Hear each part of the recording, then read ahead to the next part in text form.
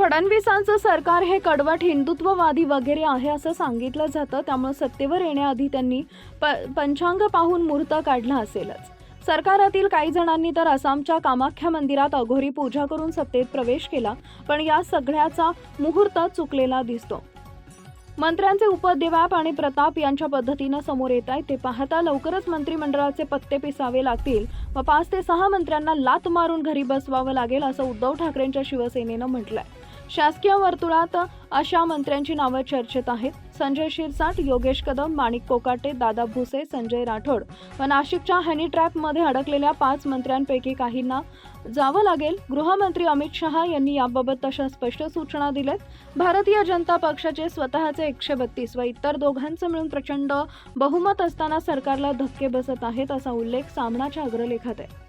मुख्यमंत्री फडणवीस म्हणतात honey trap वगैरे काही नाही, अशा तक्रारी कोणत्याही मंत्र्यांनी केल्या नाहीत. फडणवीस यांचं हे बोलणं वरवरचं आणि सरकारची अब्रू सावरण्यासाठी आहे.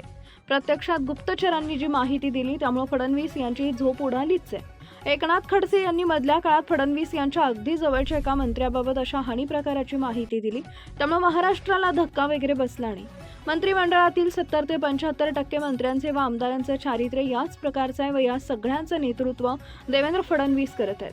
काँग्रेसचे नेते विजय वडेट्टीवार आणि हनी ट्रॅप प्रकरणात भलताच धुरा उडवला. 2022 मध्ये महाविकास आघाडीचं सरकार हनी ट्रॅपमुळे पडलं. आमदार खासदारांना अशा हनी ट्रॅपमध्ये अडकवून सरळ ब्लॅकमेल केलं असंच वडेट्टीवार यांना म्हणायचंय. वडेट्टीवार हे अनेक वर्ष राजकारणात आहेत. मंत्री, विरोधी पक्षनेते म्हणून त्यांनी काम केलं, त्यामुळे त्यांना गांभीर्यानं घ्यावं लागेल.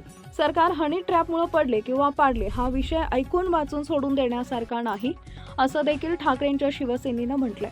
भाजप किती खालच्या प्रकरणाच्या राजकारणात गुंतला आहे याचा स्फोट वडेट्टीवार यांनी केलाय. शिवसेना व शरद पवार यांच्या राष्ट्रवादी काँग्रेसचे काही आमदार व खासदार ईडी सीबीआयच्या धाकामुळे निसटले, तर किमान 18 आमदारच 4 खासदार हे दिल्ली, कोल्हापूर, पुणे, नागपूर, नाशिकच्या हनी ट्रॅपमध्ये फसल्यानं अब्रू रक्षणासाठी भाजपमध्ये सामील झाले असं खात्रीनं सांगितलं. गेले की दिल्लीतील पंचतारांकित हॉटेल्स, शासकीय जागात या काही घडामोडी घडल्या, त्या घडवण्यास उत्तेजन दिलं गेलं. शिवसेनेतून फुटलेले 4 सन्माननीय त्या ट्रॅपमध्ये अडकले गेले व शेवटी त्यांना महान राष्ट्रीय विचारानं भाजपमध्ये सामील व्हावं लागलं. हे करून वर दक्षिणा 50 कोटींची मिळाली ती वेगळीच. अनेक आमदारांचंही तेच होतं. त्या आमदार, खासदार, मंत्र्यांचे सध्याचं उसळते वर्तन पाहता वडेट्टीवार म्हणतात ते खरंच वाटतं असं सामनाच्या अग्रलेखात म्हटलंय.